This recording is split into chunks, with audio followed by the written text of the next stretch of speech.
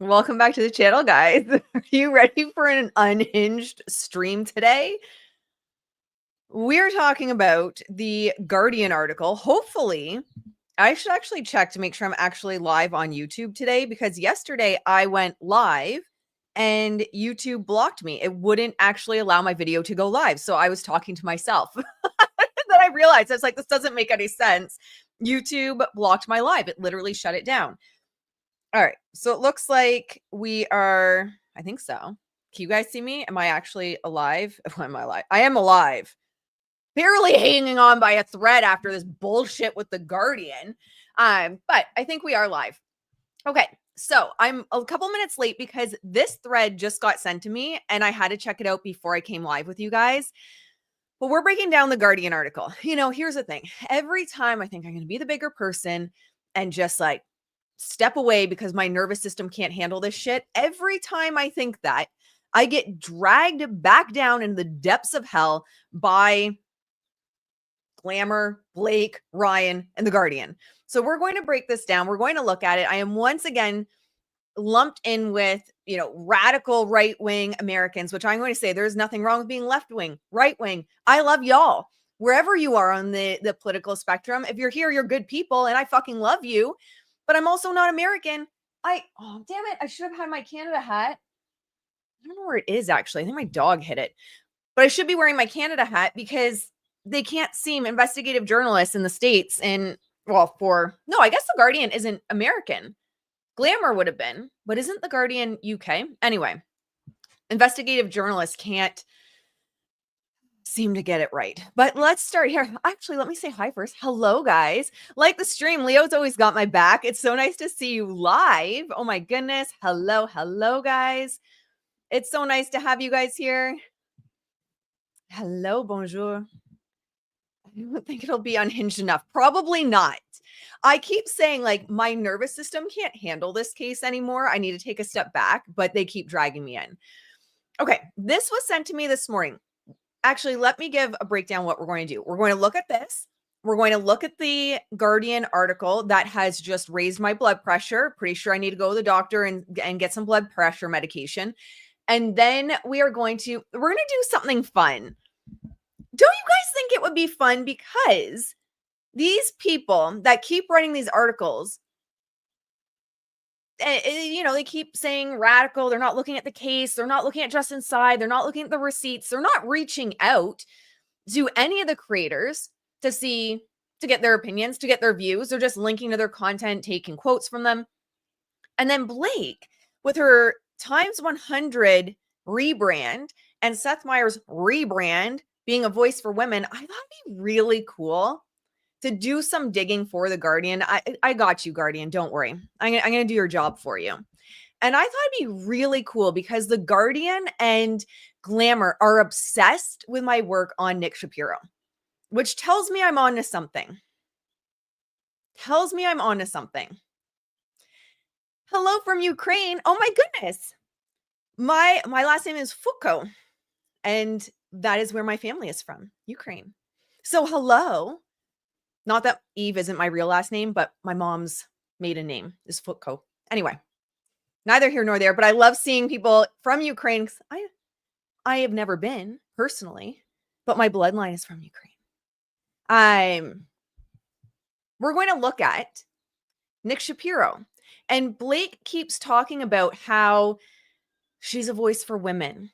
She's a voice for women, guys. She speaks up for women that don't have a voice. Well, how about all the women that didn't have voices because Nick Shapiro silenced them? How about all the women? I have timestamps even. I came prepared. I was so angry. My blood pressure's through the roof. I have timestamps. We're going to look at her Time interview where she talks about women can't be safe online, at the doctor's office, at school, anywhere. Fear the world, women.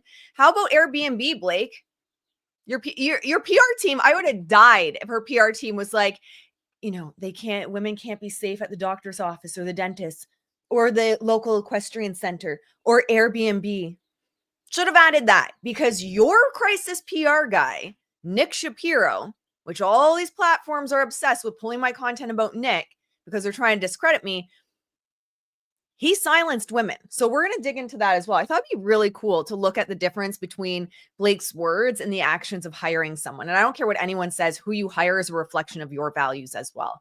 I would never hire someone like Nick Shapiro because I don't agree with his practices and who he is as a person. Welcome, First Live. It's so nice to have you here. The chat is so kind. They'll take care of you in the chat. And then it's a little unhinged. Lives are unhinged. And people get mad at me for them. But people also get mad at me when I'm too professional. So, whatever. People get mad regardless. Okay. Let's see here. This was just sent to me. This is based on TV Movie and Addict on X sharing the Guardian article. Have you guys seen this? One of the main contributors is literally part of a Baldoni hate sub on Reddit. So much of journalistic integrity and balance. What a joke.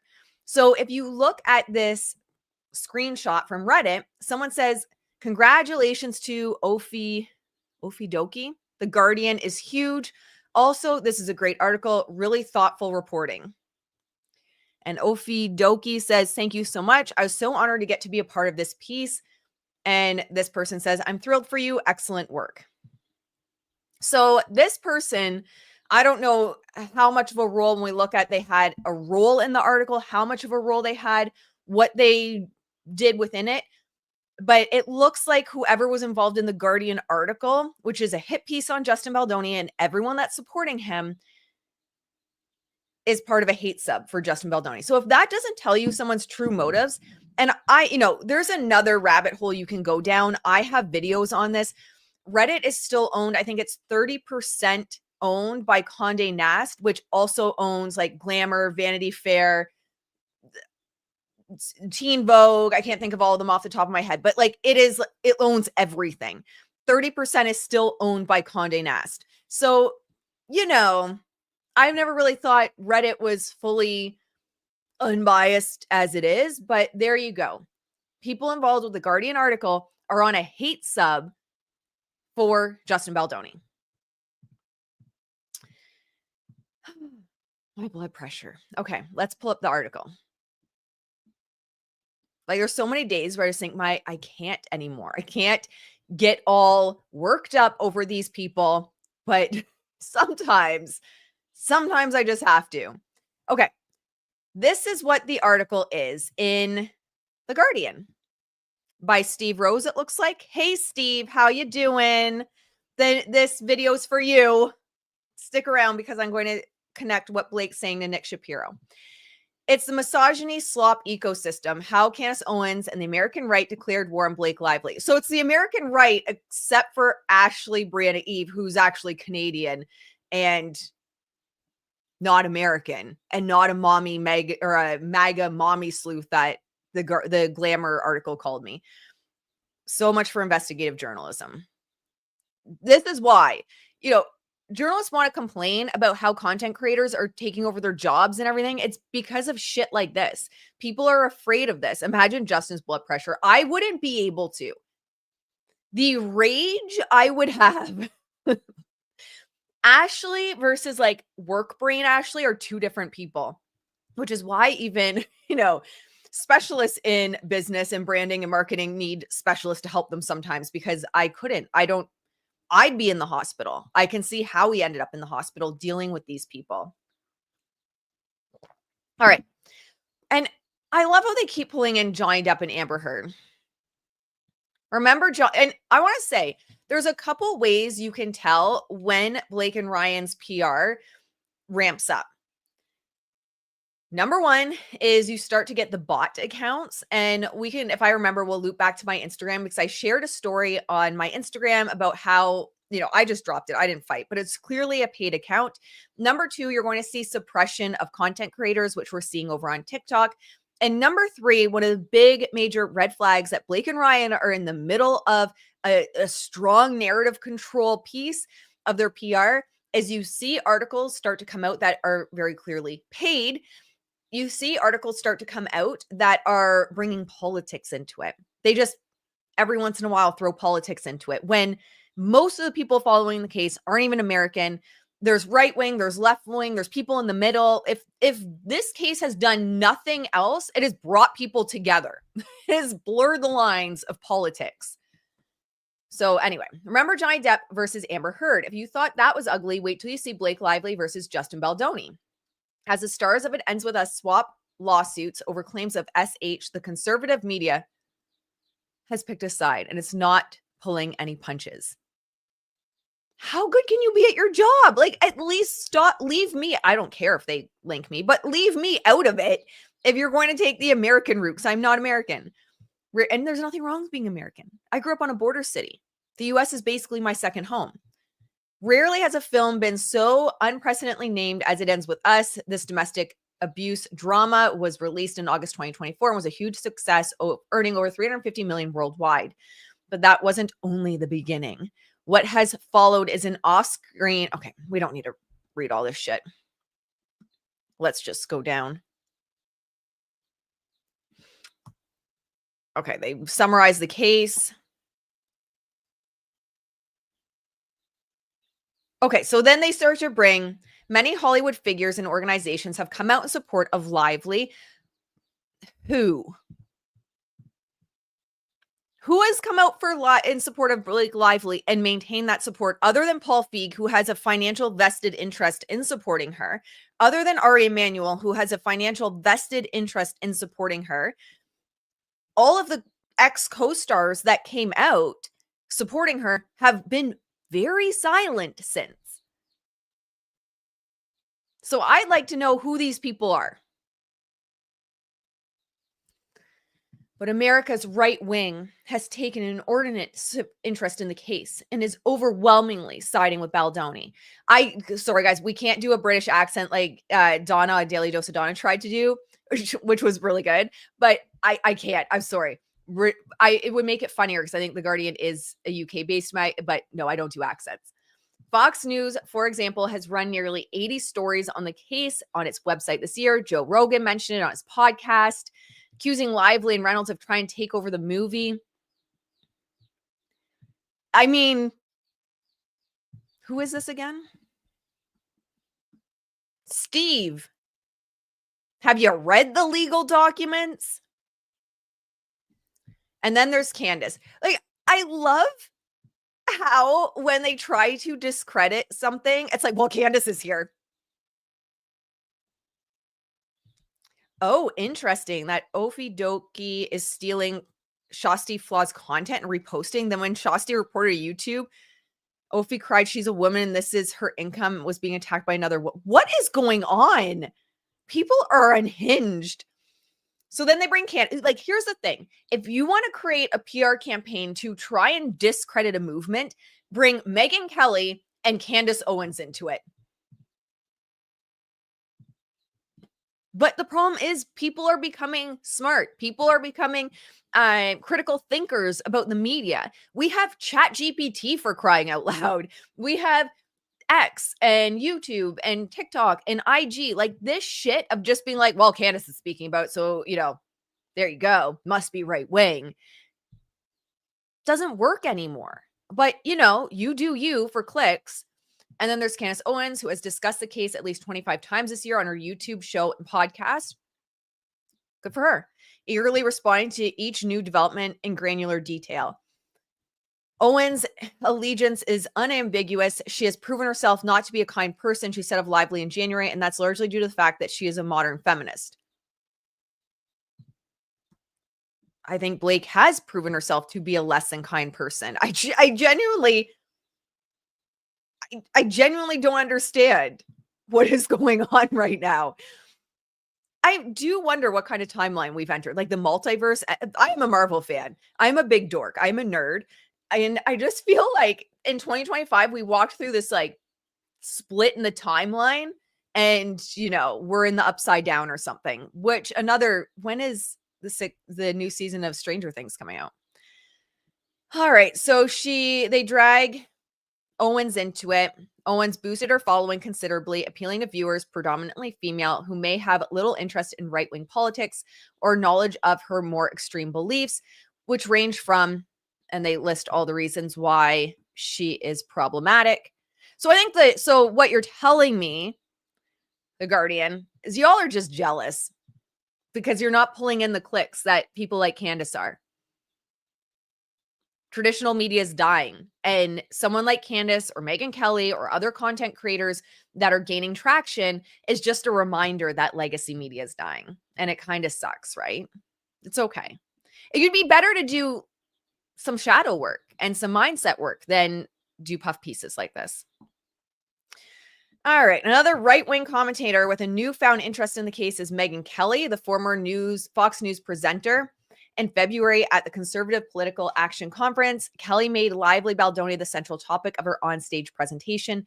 She described Lively as an avatar for leftist overreach and attempted to tie the case to a broader right-wing grievance narrative. You've been gaslit to high heaven every time you've picked up a newspaper in the United States, every time you've turned on CNN you have been the victim of overbearing, controlling leftists who think they are the final arbiters of what's best for you in your life. I mean, taking politics out of it, I do think overall, and not just in the US, we have all had overbearing, controlling narratives pushed on us from media and politics. You don't have to be right wing or left wing for that. It's just the reality of the situation. We have all, and I think that's the problem, is people are, and let me know in the comments, are waking up to the fact that there has been massive narrative control and people are sick of it. People are taking back their personal power. But instead of celebrating that, platforms like The Guardian make you feel like an asshole for questioning things. You want to talk about gaslighting? This article is gaslighting. It's a masterclass in gaslighting. Don't think for yourself. Listen to The Guardian. Don't think for yourself. Heaven forbid you think for yourself and question someone like Blake Lively, because then you're the problem. This article is gaslighting. Oh my gosh. I need to ask for blood pressure meds before we talk about this case.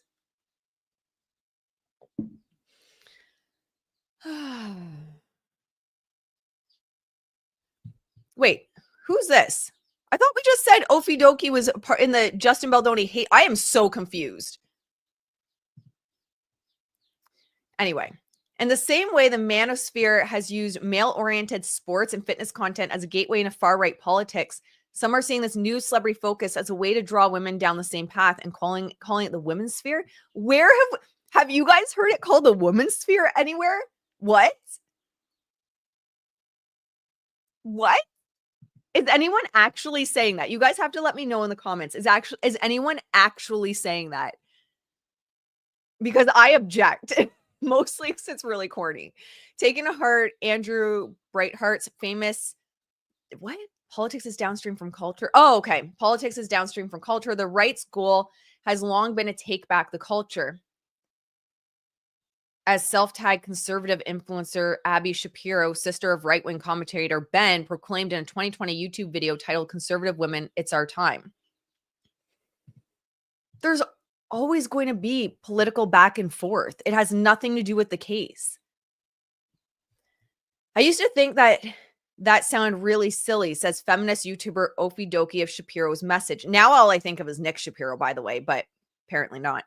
And then fast forward to 2025, and that's who people are listening to about things like Hollywood pop culture gossip, which I did assume until very recently would be a more liberal conversation. It's truly not anymore. So it does feel very dominated by conservatives and intentionally so. Okay, so you just show your cards. Sorry, guys that are new to the channel. I'm not usually this unhinged, but lives tend to be unhinged. If you don't like me being unhinged and giving commentary, just watch my pre-recorded stuff. So they just showed their cards. The left, and keep in mind, I am not pro anti-right, pro anti-left. I look at the facts in front of me, and I'm not even American. But they just showed their cards. This Ofidoki person showed their cards. So the problem is that the liberal conversation dominated the space, and they don't like that. They don't like that it's apparently now dominated by conservatives. Well, if liberals have anyone to blame, it's maybe there are things that have been happening. And again, I'm not American, so I don't know. Maybe things that have been happening, people are starting to question. Maybe the world's just waking up and they're not blindly following one party. Maybe the world's starting to wake up and look at problems in their country and across the world and starting to be like, does this actually align with my beliefs? Maybe that's what's happening. But I think the problem is for people like this that write articles like this and are involved in articles like this that are so one way, there's no critical thinking involved. There is absolutely no critical thinking here. And that's the problem we have in today's society when it's like, I'm one side of the political spectrum and I will not hear anyone else. I love being challenged. I love surrounding myself with people that challenge my views on the world and views of myself. Not these people though. So they just showed their hand. In 2025, the problem is it's not dominated by liberal conversation. There you go. And Blake and Ryan in their PR just lean into this divide and they find people that will get people riled up. Damn it, I fell into it. Get people riled up. But certain people will be like, oh yeah, I don't want to be aligned with Candace and Megyn Kelly. I don't like them. And if being on Justin's side or reading his receipts or reading his side of what's going on in the lawsuit, if that means I have to be aligned with Candace and Megyn, then I don't want anything to do with it. And there are people that are going to be like that. People try to connect politics and gender to everything. Yeah. Ophie Dokie is a typical extreme toxic feminist where that's her entire identity. This is wild. Great work. Thanks. Hey, I appreciate going through this with you guys. I haven't read the full article. I'm not going to lie. I actually learned between Leo in the chat. Love you, Leo. And Daily Dose of Dawn is how I found out I was linked in the article. I had no idea. All right. So it's not just right-wing figures weighing in against Lively. Everyone seems to be at it. Go to X or YouTube or TikTok and you'll be served up endless streams of videos discussing the analysis in the case in forensic detail, overwhelmingly from the anti-Lively point of view. My point of view, just to pause here, was originally believe Blake. My background was a counselor and I worked in women's shelters. I worked in group homes. I worked in jails. I've dragged girls out of pimps' houses and drug houses. Literally. That was my original career. Then I burned out from it after a particularly bad night when I was running down a street chasing a girl because she was AWOLing to go back to her pimp's house in Toronto. And I chased her down the road. True story. I actually think I still have the scar from it. Yes, I do. I still have a scar. And we were allowed to do restraints because it was like if they were in immediate danger. Restrained her on the side of the road, trying to prevent her from going. She bit me, took a chunk out of my arm. And as I was walking back to the group home I was a supervisor at, they had set the house on fire. And I was like, I can't do this anymore. I can't do this anymore. But I've worked in those fields. So originally it was very much believe Blake, my content. Shit, I even had a video that I was supposed to put up, which I'm not putting up anymore because screw you, Blake and Ryan, which was going to be positives of their PR approach and what they've been doing. But they go back into the shady tactics. So now I'm not posting the video, but I have said nice things about them. And now the nice video, that wasn't nice, but it was neutral, isn't going up. Content creators have been in a feeding frenzy over the case. There are celebrity gossip tea channels, body language experts, AI-powered pseudo-journalism, all supported by an army of why is mommy sleuths coming up again? Army of mommy sleuths, laptop detectives whose examination of every nuance of the case often verges on conspiracy theory. Is Lively out for revenge because she was secretly in love with Baldoni? Is Lively's new comms manager, Nick Shapiro, a former CIA agent? He is. Oh, damn it. Former CIA agent using black box tricks to stifle negative stories. This is where I'm linked. Did she burp and fart all the time on the set of Gossip Girl? Content scrutinizing Baldoni's behavior or background in similar details much harder to find. Yeah. It's much harder to find, Guardian, because it's much harder to find. Because he wasn't an asshole. He wasn't treating people poorly. There weren't magazines coming out saying how she intentionally tries to destroy people's careers from Gossip Girl. There aren't interviews coming out where he's an ass to people. Yeah, you're right. It is much harder to find shit on Justin because he appears to be an actual legit person that lives the values he speaks. Go figure.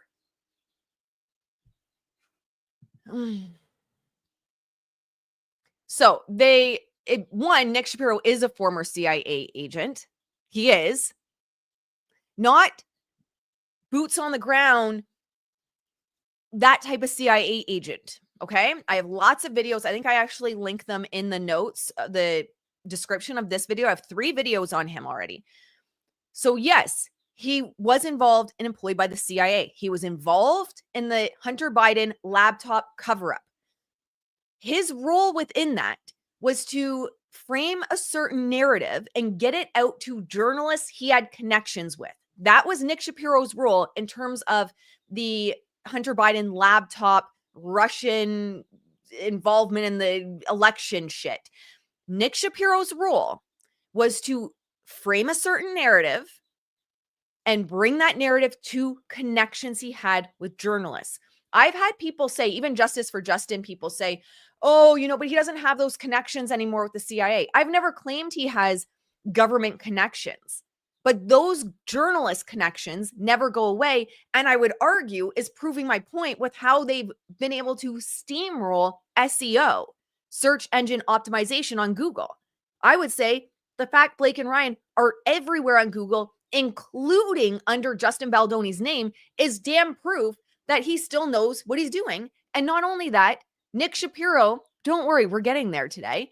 Nick Shapiro was also the head of Blackbox. What's Blackbox, you ask?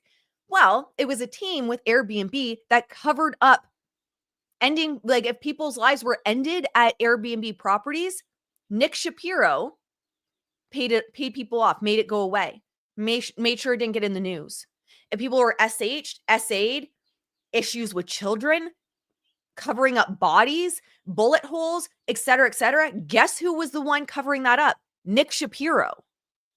Guess who was using journalist connections? Nick Shapiro. But anyway, I don't even understand how they make it seem like this is a conspiracy theory. Blake literally put an article out, I think it was in Variety, saying that she hired ex-CIA agent Nick Shapiro. Those are Blake's own words.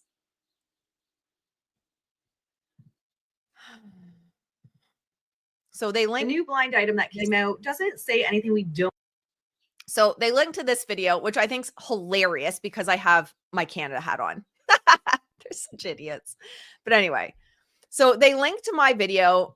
Remember, MAGA, mommy sleuths, bad right-wing Americans, and I'm Canadian, and they pick a video on Nick Shapiro that I have a Canada hat on. Because I used to joke, the joke for a bit it was that I had to wear my Canada hat. So for those that are newer to the community, we were joking for a bit there that I had to wear my Canada hat when I talked on stuff like that, so that I would stop getting lumped in as like American. There's a fly in the house and it's driving me crazy. We live on a farm. But I kept getting lumped in with like American MAGA mommy sleuths. So we used to always joke I had to wear my Canada hat. The real problem with society as a whole is the truth. They don't want us to ever be educated enough to see the truth. United we stand, divided we fall. Yep, I agree. Very, very good point. Are those intimidation tactics? Which one, my friend? If you could elaborate. Most famous Canadian. I'm the most famous Canadian in this case. I think I'm getting just as much news time as Ryan Reynolds lately. It's wild. I'm going to say I never predicted this when I just started thinking at the start of this year. I have knowledge on this. I might as well share my knowledge on this. And here we are. It's Blake shape-shifting as a fly. I would not even doubt it. Oh my gosh, my husband just sent me a message. I got you sushi. Aw, he's such a good guy. He's probably streaming it right now and seeing my blood pressure rise. And like, I'll get her sushi. So she just like simmers a bit, takes a breath. Publishing about the CIA guy. So intimidation tactic, posting about him in the article. So typically what you'll see, that's a great question if I'm and I apologize if I'm not understanding it right. It in terms of like towards me, yes. So what they're trying to do and what you'll see in sushi fixes everything. It literally does. what you'll see and why they link specific people like this, especially smaller creators, right? Is one, intimidation for sure.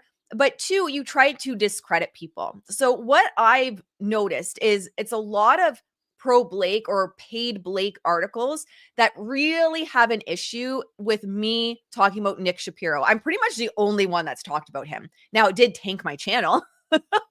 And every time I mention him, it takes my channel more. And I think I put his name in this description. So this video is going to be tanked as well. So make sure to share it with people. Share it on Reddit, share it on X, Instagram, because anytime you mention his name, your video gets tanked. But I'm pretty much the only one that's spoken out on him and given his full history. And for sure, when you start to say, well, look at this person, she's just MAGA mommy sleuth, right-wing crazy conspiracy theorist, people don't believe what you're saying anymore. So they might click on my video and be like, ugh. Otherwise, if they had found me just through the search bar on Instagram or TikTok, they might have been like, oh my gosh, listen to this. This is crazy. But then when you frame it through, this is a crazy conspiracy theorist, it also absolutely takes credit. Like it takes no like and trust factor away from someone. So absolutely. But it is also an intimidation tactics. It's like, we see you. Ha. Don't worry. I see you too. It's all good. It's all good. See, here's the thing. They're wrong about me being American, but I did grow up in a border city. And the border city I grew up in is, I always joke that you can take the girl out of Windsor, Detroit, but you can't take Windsor, Detroit out of the girl. There's like a unhinged nature that you develop living in Windsor, Detroit. But anyway, so all this activity has whipped up a maelstrom of clickbait. It is clickbait. One thing I always try to pride myself on is not doing clickbait. So I take that as a personal offense because I know how to do clickbait and I could if I wanted to, but I work very hard to not make things clickbaity. But apparently it whips up clickbait. Content creators, celebrity media, and prominent public figures feeding off each other's output, recycling and regurgitating the same low quality, primarily anti-woman information. I need to look you in the eye, my friend. Not you guys. You guys are the bomb. Whoever wrote this. I can't remember his name again. Damn it. Steve, I need to look you in the eye for a minute. I want to ask, when is the last time you sat in an ER holding a young girl's hand after she was essayed at a party? When was the last time you attended a court case for a young girl, 16, because of essay from family members, and you were the chosen one as a counselor to support her there? When was the last time you were the one answering the doorbell at a women's shelter in the middle of the night when a mom was running from her abusive partner with a baby in her arms? When was the last time you bled yourself dry to help young girls that were coming out of jail and had no one to believe in them, and you were their lifeline? When was the last time you, damn it again, I forget his name. Steve, when was the last time you went to drug houses, which was beyond your duty as your job, and pushed past drug dealers? And at the time I was in my mid-20s, to drag girls out of there. Or the last time you sat on a girl's bed when she was bawling about her situation and promised her you were going to help her have a better life. And then you did that and you're still in contact with her because she has changed her life. When's the last time you checked a favorite band of someone that was really struggling and to help her feel better? You organized for her to go to AFI. Great band, by the way. I'm waiting. My DMs are open. So you want to call me anti-women? You want to just call me crazy right-wing? I'd like to know when you did these things, because I have. Before I burned out, because the industry, the support of young girls and women in Canada is shit. And I got sick of the red tape from actually being able to do good work for them. I got sick of seeing like the shortcuts in terms of money when girls weren't supported. I've been called in as a supervisor when the group homes were burning down. I've got called in when girls self-harmed and locked themselves in bathrooms. And I had to go in and get them out I'm waiting, Steve, because I am so sick of this shit. But yeah, that is what I used to do. I also worked at telephone lines for suicide crisis centers and talked people off the ledge quite literally. So you want to do investigative journalism? Maybe actually look into the shit you're saying. And these are the kinds of people that are supporting Justin, the people that have critical thinking skills, the people that give a shit about Me Too, the people that want to see women heard, true victims heard, true victims supported. Those are the people that are speaking out. Are there some people that are piggybacking on the movement for clicks? Yeah, but that's anything. That is anything. Has nothing to do with this case, has nothing to do with Justin. Get your shit together and start recognizing what's really going on. Because I'm the only one out of all these freaking people, these glamour, I can't imagine, what's her name again? Stephanie? Whatever. Stephanie, I think, from Glamour. I can't imagine. Steve has done it. Can't imagine Blake's done it. Ryan's done it. But I have. I've spent many nights, you guys are like, Steve? I've spent many nights in ERs with young girls. Many days in courthouses supporting them. I've begged young girls and young women to not go back to situations that were dangerous for them.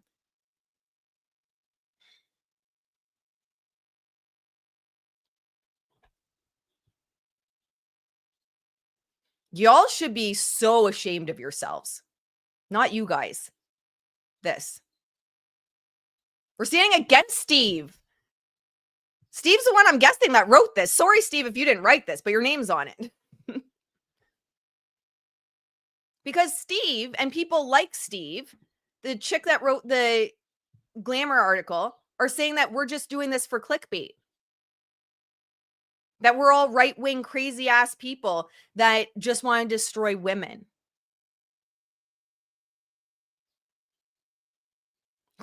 R.I.P. Steve. And I mean, maybe he didn't write it. Maybe poor Steve. I've been unhinged on poor Steve, but it looks like he did, and his name's attached to it. Don't have your name on the same page of shit you don't agree with, unless crazy people tagged your stuff without asking you. So yeah, that's my past. And I left it, starting my personal training business because I was burned out. Now I'm old. So I always laugh when people end up in my DMs schooling me on like what I should be saying or shouldn't be saying or can be saying or can't be saying. I'm like, what?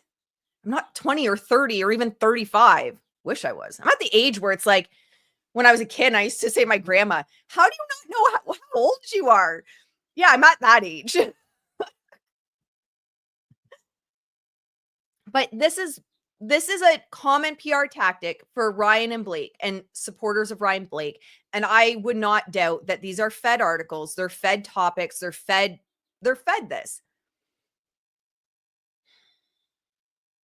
And if anyone had cared to reach out to me, whether from Glamour or for The Guardian, and actually ask, hey, why do you create this content? I want to know, like, what's your motivation here? Honest grandma I've ever seen. Okay, we're not going that far. I love you guys. I love you guys. But, no one's reached out to me. No one's ever said, hey, Ashley, we're writing a piece on the Justin and Blake lawsuit. And we'd love to know what motivated you to start talking about it. We'd love to motivate you. What motivated you to look into Nick Shapiro? What motivated me is I hate bullies. I hate when people make it harder for real victims to be heard. I hate using power against people and people that use power against people. I am sweating, by the way. Sweating. Yeah. You get to 40 something and you're like, One I don't know. I don't know. So funny. One of my long-term friends, it's going back years ago, and I said I was like 33 or something. She's like, Ashley, when's the last time that you've done the math? Shut up. Let me be 33. Okay.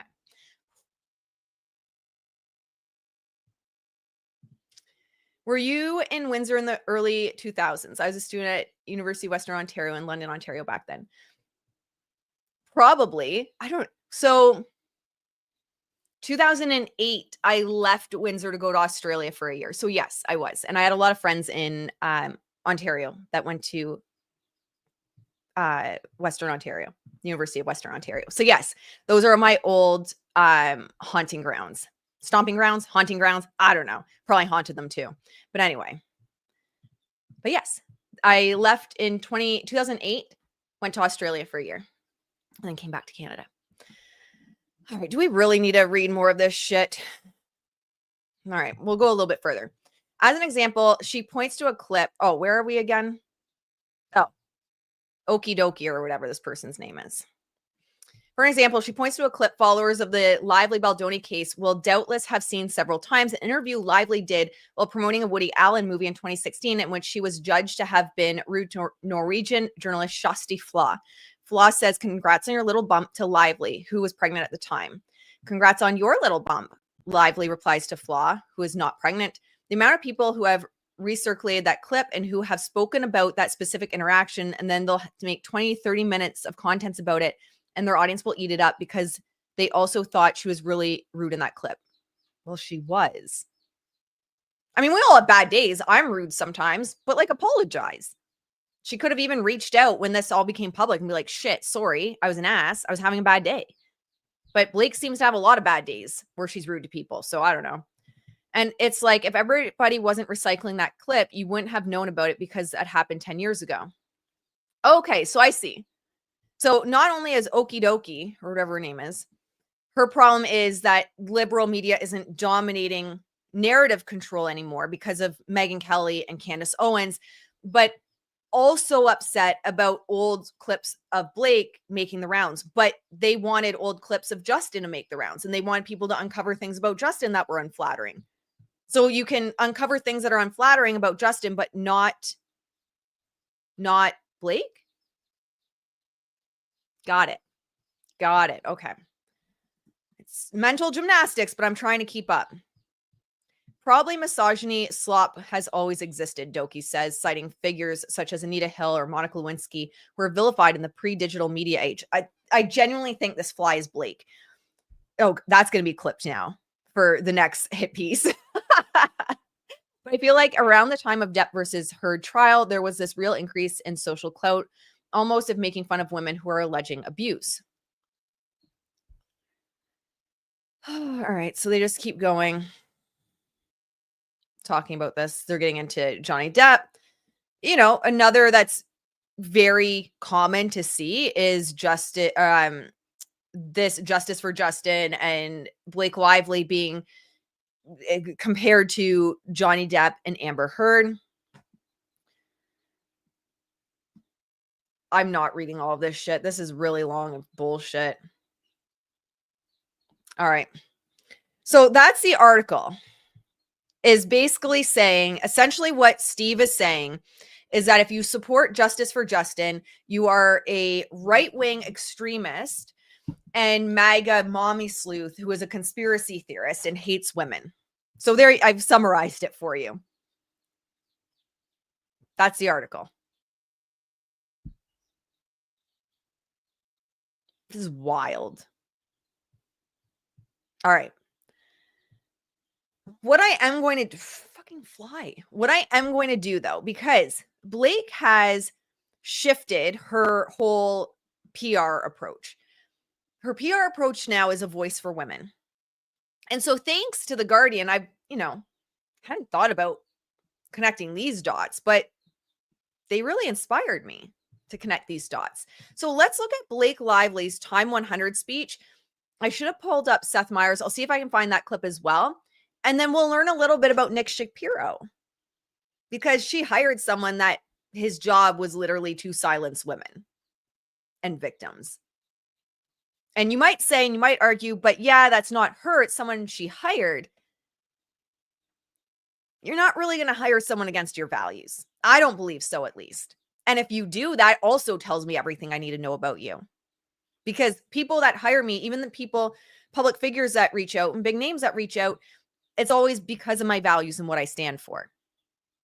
So, there's that.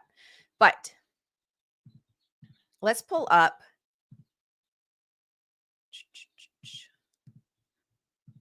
This. We're not going to watch the whole thing. I just can't. My nervous system can't. Blake should have been in the space shuttle, never come back and become the aliens problem. Poor aliens is right.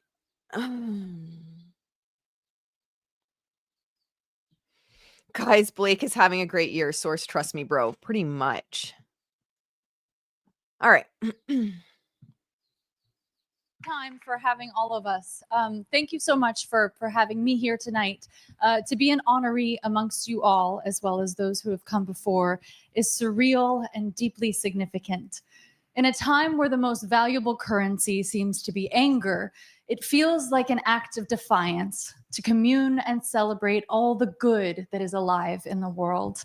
And the many here tonight who either challenge the systems and or who show us that magic exists in earth in their gifts, talents, bravery, art, and life. So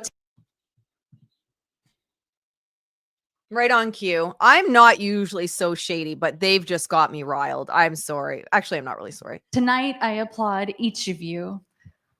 We can clap.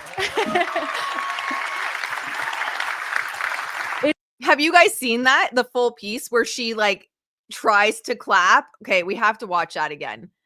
And no one claps with her because they're all like, what the fuck is happening today? Bravery, art, and life. So tonight, I applaud each of you. We can clap. It's an interesting thing to be called influential. It's most definitely an honor, but what does influence mean? By definition, it's the capacity to have an effect on the character, development, or behavior of someone. I try so hard. These people just drag me into the depths of being shady. I try so hard. All right. Let's continue. Or something. To have an effect. That's not only an honor, it's a significant responsibility. How we use that matters. Who and what we stand up for and what we stay silent about, what we monetize versus what we actually live matters.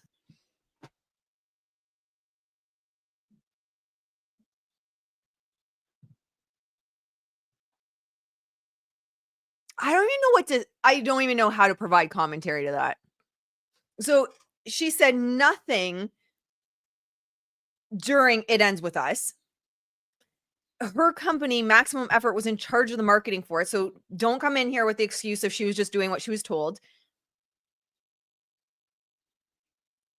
What? Yeah, she has bad juju. She's carrying this shit with her. This is she's going to have to answer to someone. I have so much to say about the last 2 years of my life, but tonight is not the forum. What I will speak to separately is the feeling of being a woman who has a voice today. And since I could speak, because of the pain, caution, and fight of the many women who have paved the way and the men who stood beside. Wait till we get to Nick Shapiro. Let me know in the chat who has not seen any of my videos on Nick Shapiro and you're going into Nick Shapiro blind today. Other than him being the CIA guy. Let me know if you know about Blackbox and Airbnb in the chat. Yes, she pushed liquor, her hair products, instead of talking about DV. You got it. Yep. But how we use our voice matters now. How's Nick Shapiro doing, Blake? Beside them. Millions I will never know the name of, because every life, every act, big or small, affects another. Before I say more, I want to warn that I will speak about. And then she gives him 20 seconds to run. You'd have to sprint to get out before she talks about it. That she is a survivor. of the worst crimes someone can commit against a woman. I've watched her conceal her raw and undeserved shame my entire life. So as her daughter, being asked to share this today is monumental. If we name it, we change it. Just as our fellow Time 100. But the things you can name are only if it's okay with Blake and Nick Shapiro, because if it's not on Blake's side, then you're a MAGA mommy sleuth, right-wing conspiracy theorist creating clickbait. Never know. I am alive and standing here with you all today, being honored because of a woman whose name I'll never know. I am here, and my mom is here because that woman not only survived, but she told others how. Okay, so her mom's here because that woman, if this happened, it is horrific, and I feel horrible for her mom. And I also think it's incredibly tacky to be like, okay, no one believes it happened to me, but it happened to my mom. So I deserve to still be a voice, even if you don't believe it happened to me. Like, that's basically what she's saying. But that woman survived and was able to tell what happened to her. How about Nick Shapiro and Blackbox, Blake? Just curious. It's a silent torch of womanhood that we come to know, a pact that privately we must show others how to survive, literally or spiritually.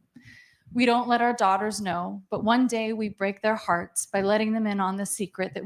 Okay, this is the most depressing shit I've ever heard, by the way. But anyway, we'll let her ramble here. We kept from them as they pranced around in princess dresses, that they are not and will likely never be safe at work, at home, in a parking lot, in a medical office, online, in any space they inhabit, physically, emotionally, professionally. But can you imagine raising your kids to believe that you're not safe anywhere? And not only that, how are you raising your, doesn't she have a son? I think she has a son. Yeah, she just talked about her son on Seth Meyers. Like, what, you're just raising him to be like, yeah, you're gonna attack women everywhere? Like, this is the most bizarre shit I've ever seen. But again, how about Airbnb, Blake? That's what I want to know. How about Airbnb? But let's look at the quick clip from Seth Meyers as well. And then we're going to get over to Nick Shapiro, because I think it's important to look at.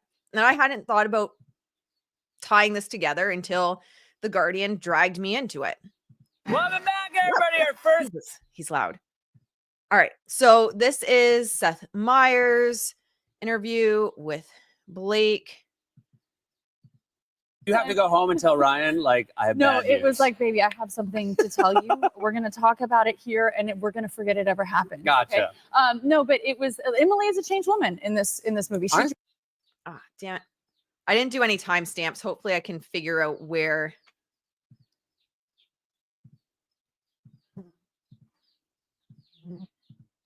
Let's see. Sorry, guys. Put on hold music as I try to figure it out.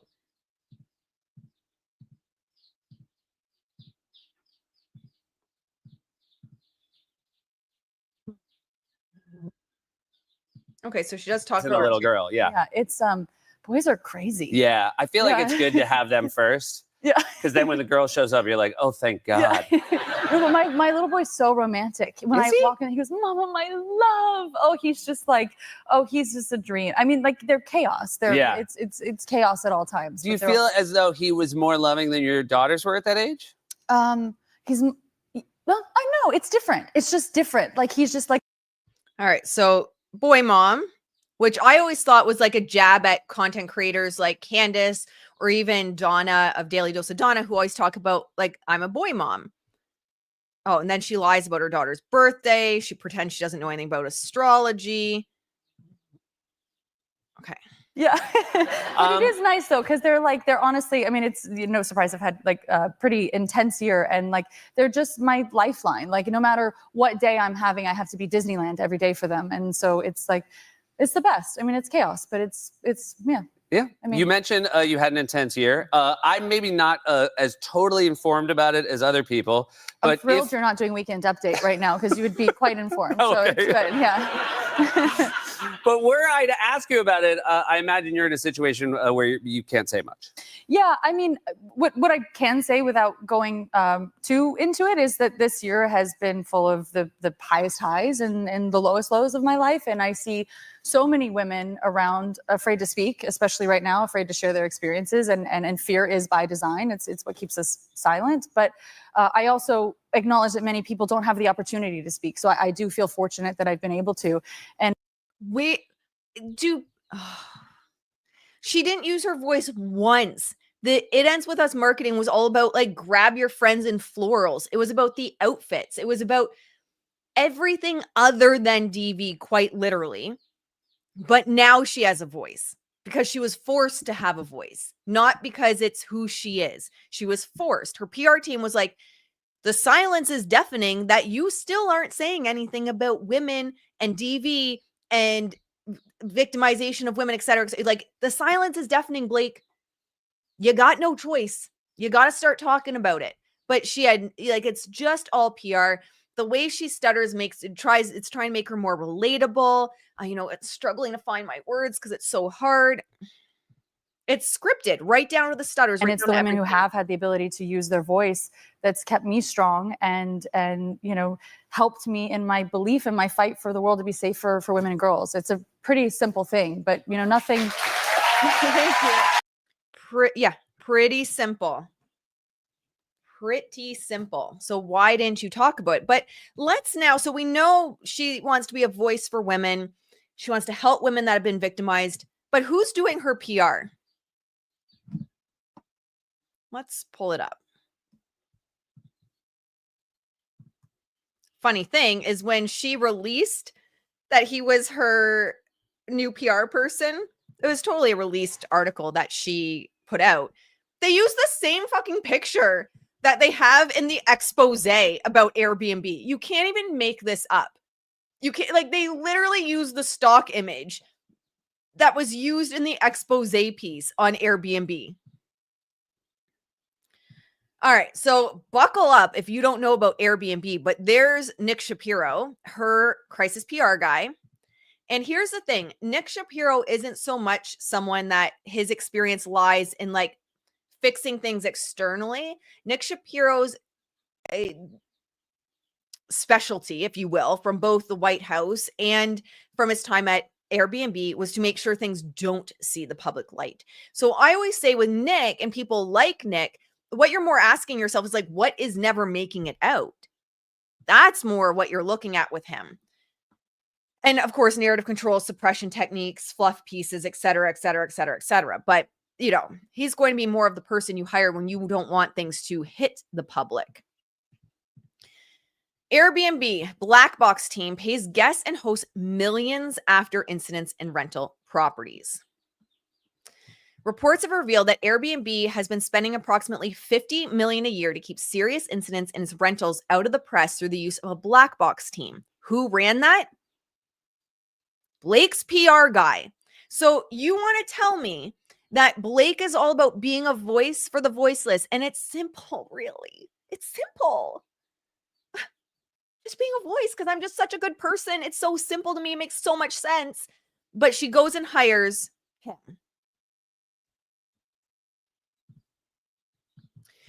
The cash has been given to both hosts and guests, so they will not imply responsibility or liability on Airbnb. These payments came through the form of blank checks that were provided to members of the Black Box team by the company, which went public in December.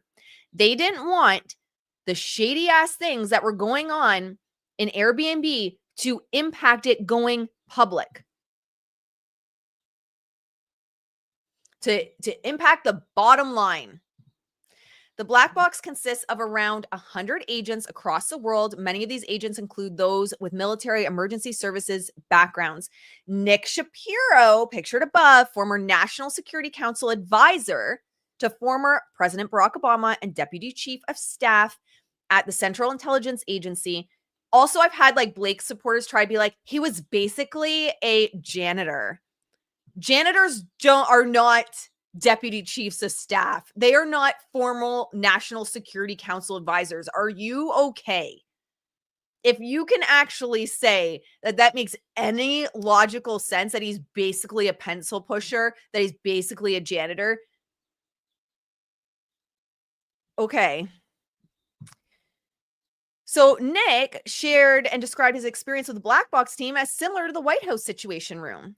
So apparently janitors now are in the White House Situation Room. Shapiro said, I remember thinking I was right back in the thick of it. This brought me back to feelings of confronting truly horrific matters as a janitor. No, as a janitor isn't in there. I'm just being snarky. At Langley and in the Situation Room at the White House. During the pandemic, 25 members of the team were laid off after CEO Brian Chesky announced that about half of Airbnb staff would be let go in May 2020, which received pushback from agents. However, 15 of those workers were hired again. They were given time and a half pay. In interviews with Bloomberg Businessweek, a former member of the team described their role. The agents said they provided support to those who had encountered or experienced events such as, when they say support, the support was, we will help you if you don't say shit. We're going to pay you off so you don't say shit about being raped, assaulted, and the families of those that had been ended in in Airbnb facilities. Yeah, he's like a fixer, a cleaner. He's like Ray Donovan. 100%. Agents also described paying for bullet holes to be covered in walls, body fluid teams to remove blood. This is Blake's PR guy. That's Blake's PR guy. I'm not saying he's doing it now. He doesn't work. He left them to start his own company.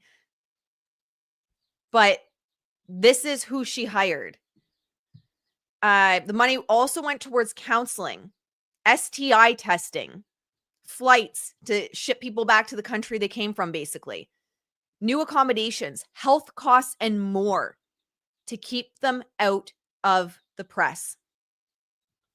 Nice to know trauma has a price. Yep. That's what Nick does.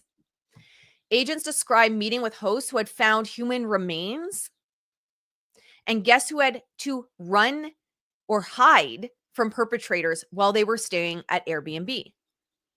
Who covered it up? Nick Shapiro. And it's funny because no one talks about it but me.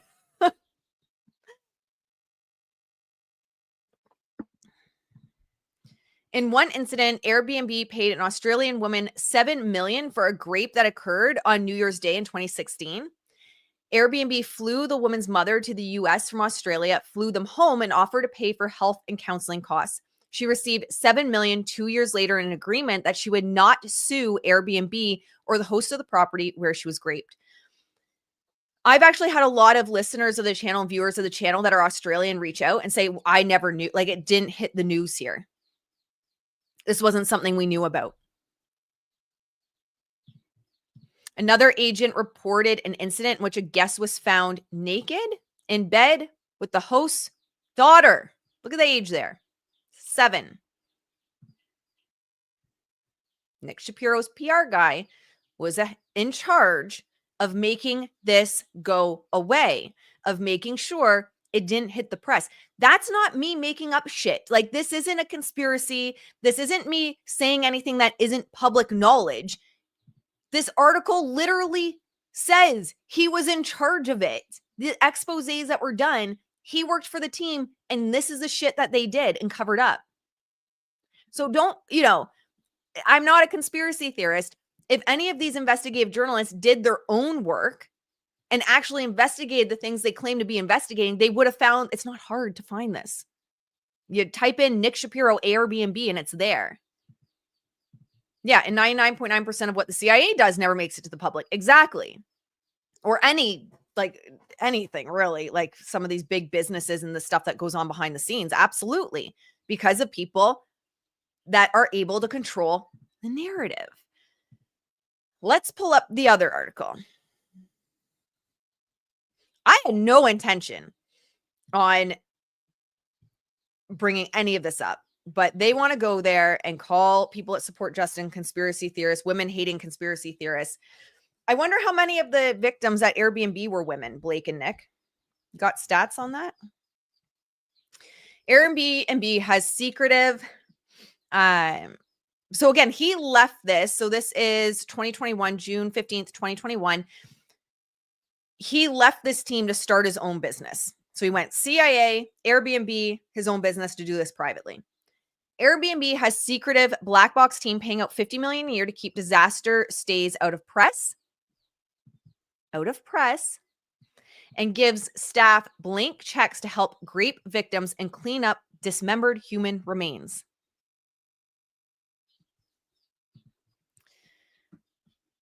So Airbnb has a secretive team to keep disaster stays out of the press and gives staff blank checks to help rape victims and pay to clean up dismembered human remains, according to a report.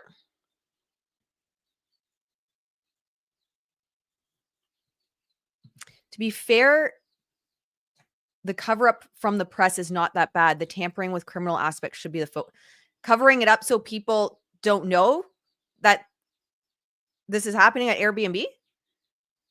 You guys mean to tell me that none of you all would care to know that Airbnb is a huge risk and that early investors refused to invest in it because they warned the people that created Airbnb that they're going to have blood on their hands?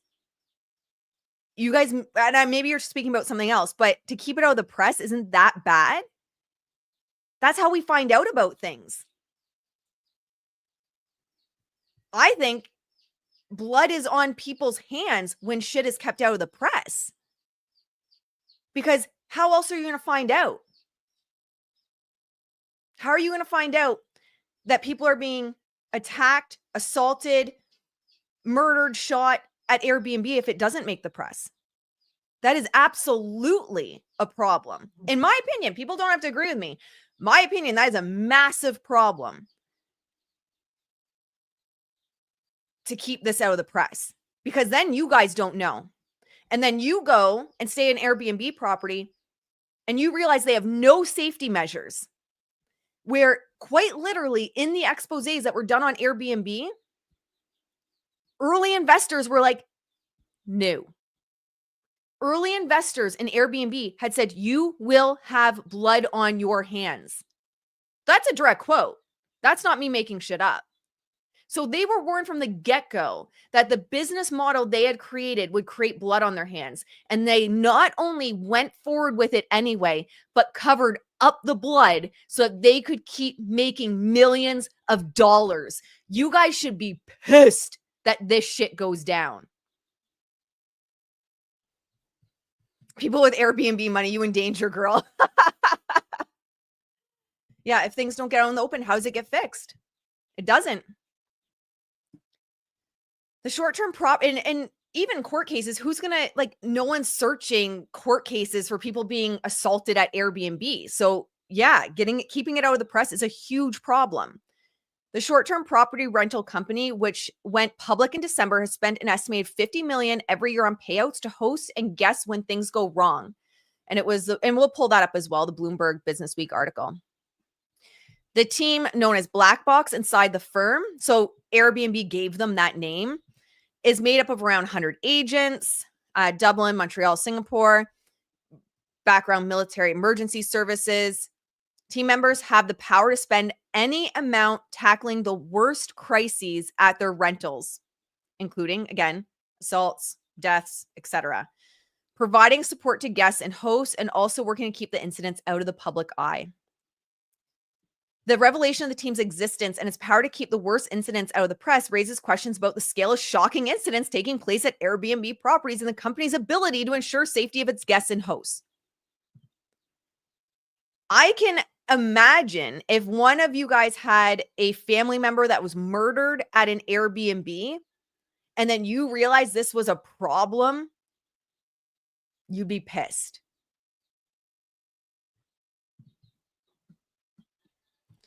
Several former Airbnb safety agents described the extent of their tasks, preventing PR disasters for the firm. Yeah. That's what it was about. The support was just to keep people, to shut people up. So providing support to both guests and hosts who fell victim to horrific crimes inside the walls of the rental. Some said they had to arrange for contractors to cover we saw that, bullet holes, dismembered humans.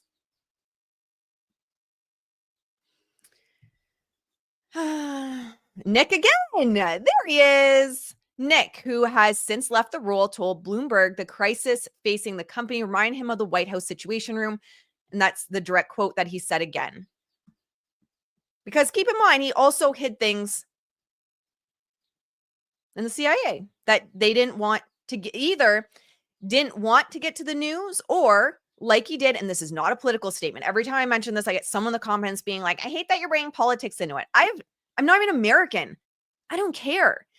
But he was involved with the Hunter Biden laptop situation to twist the story and control the narrative, to put fear in the public that there was Russians involved when over the Hunter laptop shit. You guys should be pissed, whether left or right, when the government is twisting shit to control your mind in any country. Left, right, in between, I don't care. Everyone should care when governments are twisting information to control the masses. And you can be on any side of the political spectrum, and I think we should all be upset. All right. Do I have the Bloomberg article up? Yeah, let's pull that one up next. It's the original one. They're the one that did the expose. So this was the original expose. And what's the date here? 2021. So it was all 2021, spring 2021. Airbnb is spending millions of dollars to make nightmares go away. When things go horribly wrong during a stay, the company's secret team, if you need a secret team, there's an issue, jumps in to soothe guests and hosts, help families, and prevent PR disasters. That is what Nick Shapiro does, is prevent PR disasters. Blake didn't bring him in to her team to just put out fluff pieces about how beautiful she is at the Met Gala or whatever. Prevent PR disasters, clean up messes, figure out what hits the media and what doesn't. This is not anything people can't find. These articles are public. This isn't pulling up something that isn't widely available to everyone. This is a pretty long article, so we won't go too far into, or we won't read every word. But the first floor apartment of West 37th Street, a few blocks south of Times Square, was popular with tourists. So popular that a set of keys was left at the counter of a nearby bodega for Airbnb renters to pick up. Just left there. That's where a 29-year-old Australian woman and a group of her friends retrieved them, no identification required, when they arrived in Manhattan to celebrate New Year's Eve in 2015. The apartment had been advertised on Airbnb, even though most short-term rentals are illegal in New York. The city, prodded by powerful hotel unions, was at war with the company, which was listing thousands of apartments in the 5-borough despite some of the strictest regulations in the country. Soon after ringing in the new year, the woman left her friends at the bar where they'd been celebrating and returned to the apartment on her own. She didn't notice anything amiss or see the man standing in the shadows as she walked into the bathroom. By the time she realized she wasn't alone, the blade of a kitchen knife was pointing down at her. The stranger grabbed her, shoved her onto the bed, and attacked her. Revelers were wandering the street outside, but the woman was too scared to scream. The attacker fled with her phone, but she managed to reach her friends with an iPad, and they ran in the street to find the police. The cops were already in the apartment an hour or so later when the man returned and peered into the doorway. They caught him and emptied his back pocket, pulling out 3 incriminating items, a knife, one of the woman's earrings, and a set of keys to the apartment. That morning, a call came in for Nick Shapiro. His name comes up again. A former deputy chief of staff at the CIA and National Security Council advisor at the Obama White House, Shapiro was 2 weeks into the new job as a crisis manager at Airbnb Inc. I remember thinking I was right back in the thick of it, he recalls. This brought me back to feelings of confronting truly horrific matters at Langley and in the Situation Room at the White House. Shapiro notified other Airbnb execs, including Chief Executive Officer Brian Chesky. Meanwhile, safety agents from the company's elite trust and safety team sprang into action. They relocated the woman to a hotel, paid for her mother to fly in from Australia, flew them both home, and offered to cover any health or counseling costs. The duplicate keys posed a particular problem for the company and a mystery for investigators. How had the man gotten them? Airbnb doesn't have a policy for how hosts exchange keys with guests, and its reputation for safety and possibly its legal liability hinged on the answer. Shapiro, who's since left the company, helped coordinate an investigation into the matter. A week later, a staff member was sent to a court to see if Airbnb was mentioned in the proceeding. It wasn't. The local media didn't report on the crime either, despite the lurid details, and the company wanted to keep it that way. The story remained unreported until now, in no small part because 2 years after the assault, Airbnb wrote the woman a check for $7 million, one of the biggest payouts the company had ever made. In exchange, she signed an agreement not to talk about the settlement or imply responsibility or liability on the part of Airbnb or the host. Details of the crime, the company's response, and the settlement were reconstructed from police and court recordings and confidential documents, as well as the interviews with people familiar with the case. The woman whose name was redacted in court documents and who was asked through her lawyer not to be identified declined to comment. Anyway, we'll just scan a little bit more. For all of its importance, the safety team remains shrouded in secrecy. Insiders call it the black box. But 8 former members and 45 other current and former Airbnb employees familiar with the team's role, most of whom spoke on condition of anonymity. Oh my God, now I can't even talk. I'm so worked up. For fear of breaching confidential agreements, prepared or provided a rare glimpse into its procedures or operations and internal struggles. The job, former team members say, is a nerve-wracking one, balancing the often conflicting interests of guests, hosts, and the company. I had situations where I had to get off the phone and go cry, a former agent recalls. That's all you can do.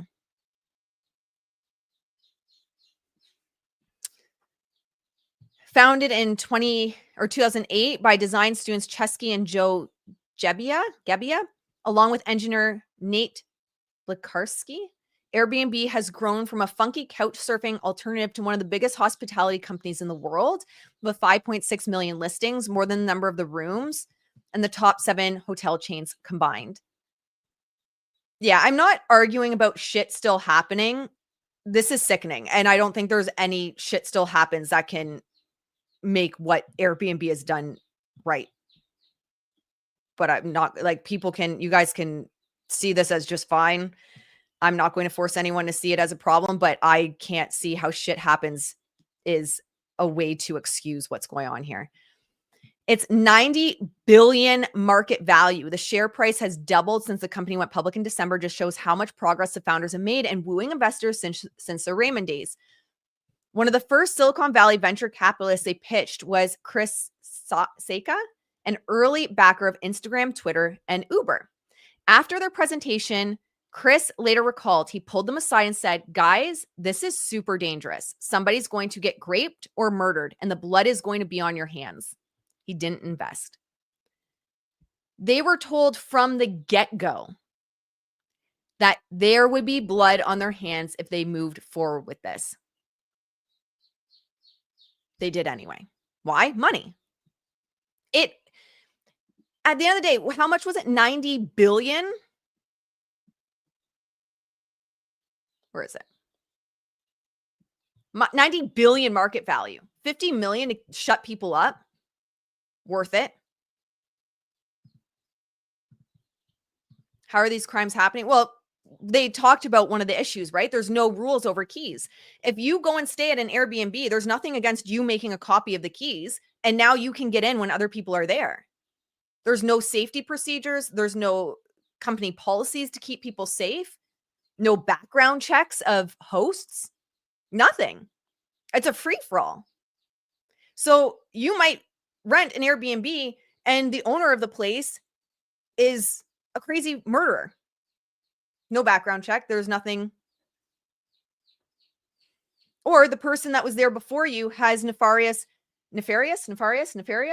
intent. They make a copy of the keys. You rent it next. You get the original set of keys, and you don't know that crazy person made a set of the keys and is coming in after you when you come back from the bars or whatever.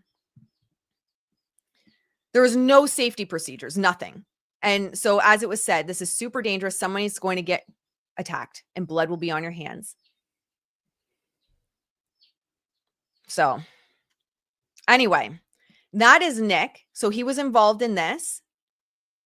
As Airbnb grew, so did the number of dangerous incidents, everything from hosts hurling suitcase out of windows to concealed cameras, gas leaks, SAs. Some of the crimes taking place inside short-term rentals listed on its platform, and others could have happened in any apartment and others could have happened in any apartment or hotel room. But in some cases, hosts use the platform to commit them. In one October 11th incident, an Airbnb host in Barcelona plied 2 American women who'd booked a stay at his home with alcohol, then raped them.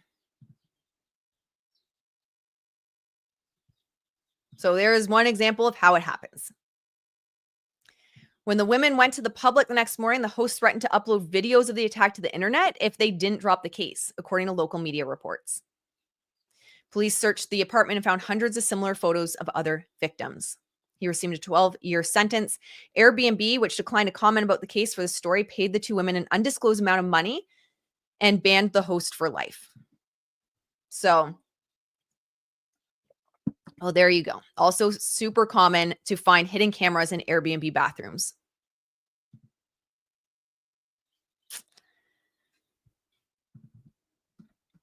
It's a free-for-all is the biggest problem. And that's why the original early investor was like, you're going to have blood on your hands because it's a free-for-all. It's not to say this stuff can't happen at the bar or a hotel or elsewhere. But when you, especially for a big name like Airbnb, and it seems safe, like you're not seeing anything in the news, people aren't getting attacked in the news, there's no stories about it being unsafe. There's a trust factor with a name that big. You don't think twice about it. So the fact that it was kept out of the news is so problematic because then people could have maybe Googled Airbnb reviews or Airbnb whatever and seen what's going on, but they couldn't.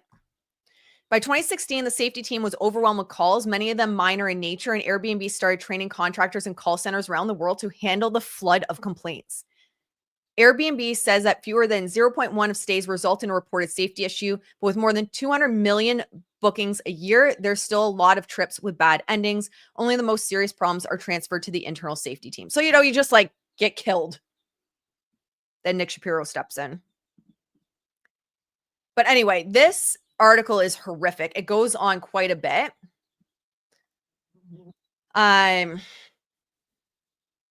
Company declined to comment on the terms of settlements or the safety team's budget, but a confidential document seen by Bloomberg Businessweek shows that it was about $50 million annually on payouts. And that include legal settlements and damage to homes. Former safety agents also described tension with the trust side of the department, whose job is to develop policies to prevent bad things from happening, whether it's bed bugs, loaded guns, or kidnappings. Safety agents who clean up only after disaster strikes say they felt like the unloved side of the department. There was also tension between the safety and sales teams about professional hosts who manage multiple properties and whose removal from the platform for a safety violation could cost Airbnb hundreds of listings. So there were talks internally with Airbnb of like, shit, like, okay, well, this professional host like has had some safety issues, but we're also going to lose hundreds of listings if we remove them. So like, is it really that bad what happened? The hardest part of the job, the former agents say, was making peace with their role and keeping cases quiet, ensuring that victims and families didn't blame the company. This is what former agents are saying. Did you know Rahm Emanuel got 100 times or times 100 spot? Yes, I believe that is Ari Emanuel's brother. That's wild. I think we have an expose on him too. I actually think one of my exposés includes him when we're talking about Ari Emanuel's government connections. Time 100 is just a crapshoot now. Does anyone believe Time 100 anymore? It just seems like paid spots for good publicity. Ugh, it's disgusting. So the hardest part of the job, the former agents say, was making peace with their role and keeping cases quiet, ensuring the victims and their families didn't blame the company. This is what haunts the agents. Sometimes they were told to prioritize less traumatic situations involving reality TV stars and others with big social media followings, which they say made them uncomfortable.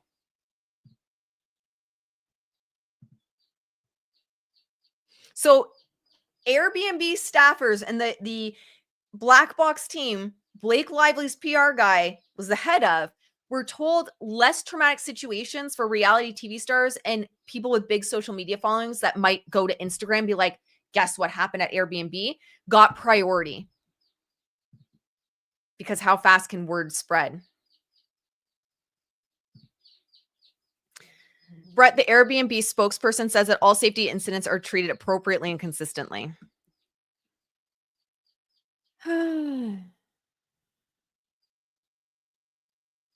But anyway, the issue with the keys wasn't easily addressed. So that kept coming up, issues over and over again with keys. It's, if you want to go into it, it's awful. So Airbnb's potential liability for not enforcing a stricter key exchange policy won't be an issue thanks to a $7 million settlement. So they didn't have to change their policies. No liability for not enforcing it. Doesn't matter because the person was shut up. Anyone registering on the site is required to sign the agreement, which bars legal claims for injury or stress arising from a stay and requires confidential arbitration in the event of a dispute.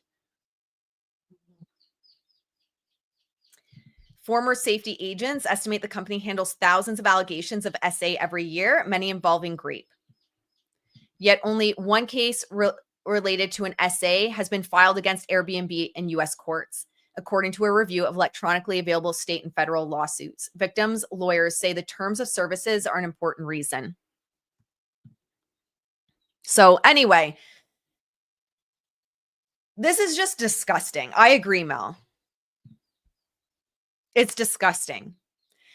And I had kind of moved on from talking about Nick Shapiro because I had said everything I wanted to say. But here's my problem with this. You're positioning Blake as this advocate for women. You're positioning her as the voice for the voiceless. It's just so simple. It's so simple to be a voice. It makes sense, really. That's what she was saying on Seth Meyers. But I genuinely believe you are who you surround yourself with. And if she picked Nick Shapiro, she picked someone that did this to women. Thanks, Leo. What would I do without you? Like the stream, like the screen, like the stream. If you want to hang out, I have a lot of exposés. I actually have a playlist with all my exposés. I think there's 10 in there. We're doing upcoming exposés are on Jay Shetty and Chrissy Teigen. We have a lot coming as well because I know you guys love the exposés and I love doing them. So we have a lot coming up. So like the stream, hang out, check out the playlist. But like this is, and Blake is the one. I think it was Variety. Yeah. I believe 100% this was her team that leaked it. Because my belief is this was meant to be like, look what I have to do. I have to, whoops, let me just click on it first. I have to get someone like an ex-CIA agent to counter what Justin is doing to me. Look at what I have to do. And I think that's what is going on? Final Destination. Oh, God. No, I don't want an ad for Final Destination. What is happening right now? Stop. I'm still traumatized from the Final Destination movie where it had the logs in the back of the truck. I don't need another Final Destination. I'm too old for traumatizing movies. Who is Jay Shetty? Okay, Ashley, I'll do it. What are you doing? He is a spiritual guru that claims to have been a monk. He wasn't. His photo that he has as proof that he was a monk is a sweater. But he says it's like the outfit he had to wear. I apologize. I don't know what it would be called when you're an apprentice for a monk. I don't even know the steps he would go, but either way, he is a piece of work. Justin actually was on his podcast, but I don't blame Justin for that. Yeah, we have some new exposés coming. Final Destination 2, core trauma, say with Watership Down. Yeah, I don't need, like, I literally had a panic attack seeing it across my screen. Imagine how much they paid for that, because it came up as soon as you clicked on the article. It was like, I do kind of feel like I'm in Bloodline's Final Destination with this Blake Lively crap. But she's the one that came out with this. It was an exclusive with Variety. Blake Lively hires CIA alum for crisis PR and legal battle with Justin Baldoni. She's the one that came forward with it. I do think it was kind of getting ahead of the narrative because people would have figured it out. But if you have to get ahead of a narrative of your PR guy because he has a sketchy ass past, maybe consider another one. But maybe she weighed the pros and cons and was like, I have so much to hide that I'd rather go with the sketchy guy that has a sketchy past than anyone else. But this came out, when was this? February 28th, 2025. Blake Lively has hired a PR crisis manager with deep government ties as her legal battle with Justin Baldoni escalates. I genuinely think this is like part getting ahead of it. Like if I'm thinking with my PR and marketing hat on, to get ahead of the narrative of people figuring it out. So we would have figured it out at some point. But also I think it was positioning of like, look what I have to do. The actress who is suing and being sued by her It Ends With Us director and co-stars quietly working with Nick Shapiro, the CIA's former deputy chief of staff and senior advisor to former director John Brennan. The litigation team for Miss Lively retained Mr. Shapiro to advise on the legal communications strategy. Sure you did. For the ongoing SH and retaliation lawsuit occurring in the Southern District of New York, says a member of the actress's legal team at Wilk, Farr, and Gallagher. In December, gives us the breakdown. We've gone over that breakdown so much. Where do we get? Okay. Shapiro, who launched crisis PR firm 10th Avenue Consulting. So what they leave out is he launched 10th Avenue Consulting after he left Airbnb. And hey, I am all for using your work experience to start your own business. I'm all for that. I work with clients that are new entrepreneurs every day on that. I am all for leveraging the experience you have to create your own business. It just makes sense. If you're business minded, not everyone is, but if you're business minded, it just makes sense. So I'm not knocking him for that. I'm knocking him for the shit he did, because I believe there's a level of lack of morals or ethics that allow you to cover up attacks on people. But I'm not knocking him for starting his own firm. So he started 10th Avenue Consulting in 2015 after his lengthy tenure in the federal government. So they leave out blackbox, which seem an unconventional choice for Lively, given that the spiraling legal Morris has no obvious political ties. Yes, it does. Nick Shapiro, Ari Emanuel has political ties, but I see what they're also saying. I see they're also saying that other than Ari Emanuel's political ties, I suppose, there's no political ties, I suppose. According to his bio, Shapiro helped lead the Obama administration's response to the H1N1 pandemic, Sadie Hook Elementary School, Gulf oil spring, Boston Marathon bombing, Japan earthquake. He's any big disaster, he's been there. He's also led teams as well as numerous cyber attacks, data breaches, wildfires, floods, and hurricanes. Like anything that was, national security, he was there. And it's not like people get this twisted that to work for the CIA, he had to be like a spy or something. No, it was communication. It was his connections with journalists, framing narratives.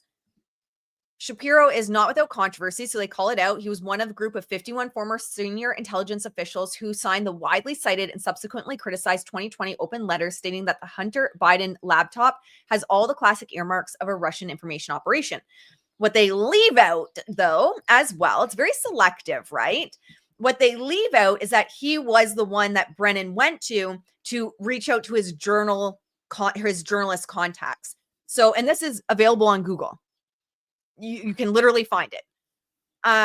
So you can go on Google. We're not going to pull it up today, or we're already at an hour and a half. These disasters weren't handled, though. But imagine how much worse they'd be. It doesn't mean that it's 100% contained, but imagine how much worse things would be. Where was I going with that? Fuck, I lost where I was going with that. Anyway, totally lost where I was going. What we want to keep in mind is, guys, it doesn't mean it never hits the news, right? Shit's going to hit the news. You can't hide a natural disaster. It's not like you can hide a wildfire. That's literally not what's going to happen. And you're going to have public backlash. That's not PR. It's completely preventing it in some situations. You can't hide a fire. You can't hide a data breach if it's like national. It's what's our strategy in moving forward to contain the situation as much as possible. That's what it's going to be. Anyway, I think what's going on about his connection to journalists. So Brennan contacted him. He didn't just sign the controversial letter. He was the one that contacted a journalist. I have a video on it where I pull up the actual article where it talks about it. He contacted the journalist that leaked the article. They even, like the CIA and Nick and his team, also made edits to the title so that it hit better. Though it's standard for celebrities like Lively and Baldoni to work with crisis PR when they're enmeshed in a conflict, the actress's team was highly critical of the director's use of behind-the-scenes professionals last summer ahead of the film's opening. Anyway, they get into it. But they're the ones that leaked that Shapiro was on the team. But I think they were just getting ahead of the narrative. Brennan went to him. I have a video on it. It's one of my Nick Shapiro videos. So they had, and I can't remember, but I can't remember which exact video it is, but I linked the videos in the notes, my 3 videos that include Nick. But he was reached out to, so he didn't just sign it. He was reached out to like match it up with the right journalist, essentially, which also goes to speak to his connections all along, right? He made a lot of connections. Connections matter, especially when you're in and embroiled in an issue that Blake Lively's going through right now. She's dominating SEO. She's dominating SEO, which is search engine optimization, on both her name and on Justin's name. There's like, you have to go to page 8 to find anything about Justin under his own name. So I did that in the video yesterday. That's wild. So, I mean, it's sketchy, but what they're doing is working. They're dominating SEO. They're, it's, I think, going to catch up to them eventually, but they are dominating SEO. They are controlling the narrative in terms of legacy media, 100%. And they're attempting to control the narrative in terms of content creators and TikTok and YouTube by suppressing, and yes, you can do that, suppressing hashtags. That even happened. Do you remember, this is horrific, and it's a good use of it. This is a good use of it. But do you guys remember when someone had made AI images? They were horrific. AI images of Taylor Swift with the Chiefs, I think 2 years back or so. I think it was her first year involved with Travis. But there were these AI images that were put out, and they were really bad. Like that, you couldn't search her. You couldn't search hashtags from her. You couldn't search hashtags related to the AI images. It was like that. So it's not hard to do that on social media platforms, to shut down hashtags, to suppress hashtags, to shut down being able to search for something, to suppress something like shadow ban accounts. So if you have, StreamYard's giving me a thumbs up. I love people who swear. I trust them more. I swear only when I'm like really worked up, and it is just what it is. That's always why I loved Emily D. Baker. I felt so seen when I first watched her because she has ADHD too, and she'd be all over the place. She would do her like side quests, she calls them, and cursey words. I'm like, oh, I love Emily. I feel so seen with her. And she'd always have tech issues, which I always have tech issues. But anyway, very easy to do. So when you're seeing like, oh my God, what is going on over there? Give me 1 second. You're okay.